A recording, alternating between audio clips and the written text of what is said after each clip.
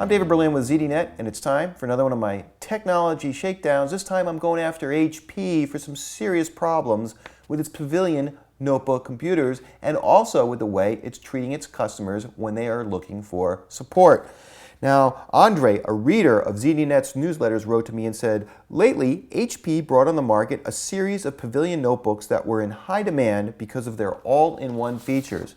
But David, it seems as though there's been a cover-up in terms of their reliability and performance. A lot of customers who bought these notebooks are currently experiencing the same problem with their systems. The wireless cards in them suddenly stop being recognized by the system, and the wireless connectivity completely breaks down.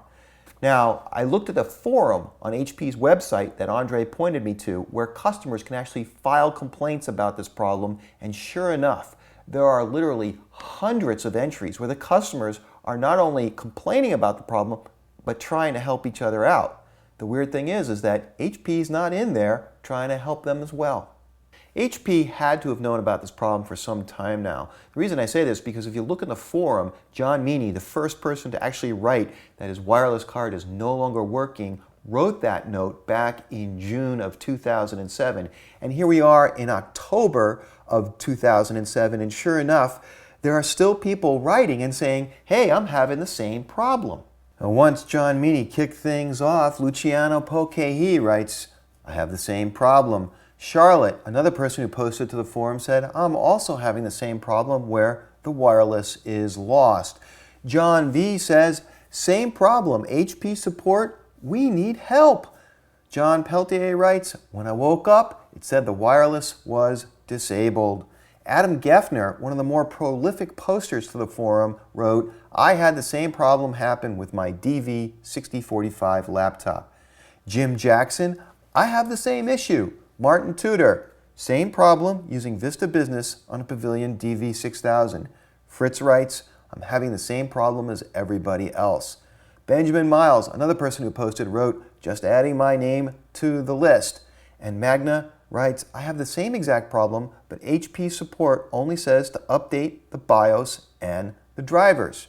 HP has to know it's got a serious problem on its hands, but it's doing very little about it. For example, if you look in the forum, not only does it stretch back to June of 2007, and now it's October of 2007, it's got hundreds of entries from its own customers who are obviously desperate to find a solution to the problem. So desperate that they're helping each other out, and the big question is, where is HP's own support staff on this forum trying to help them out as well? The forum has dozens of entries like Martin Tudor's, which says, hey, it turns out when I booted up again this morning, the wireless wasn't working, so it wasn't a BIOS issue.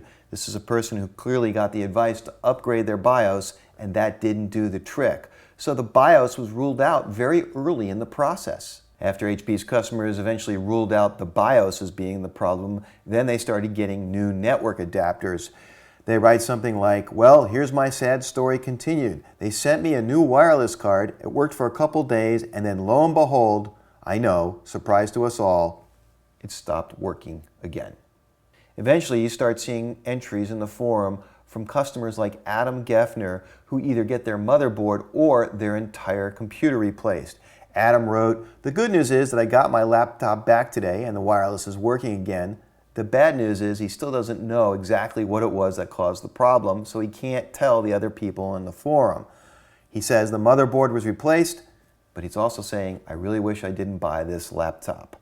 As recent as a couple days ago, the forum is filled with people having trouble with their notebook computers, and it's really clear HP knows the solution, and it's time to issue a recall. Now, as one of the posters discovered, HP actually did issue a recall, but it's not for this particular problem.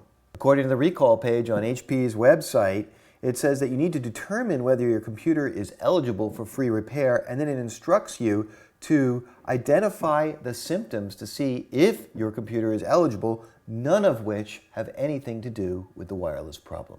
If there's one issue that's really getting under the skin of all of the customers in this forum, it's how HP support is handling them.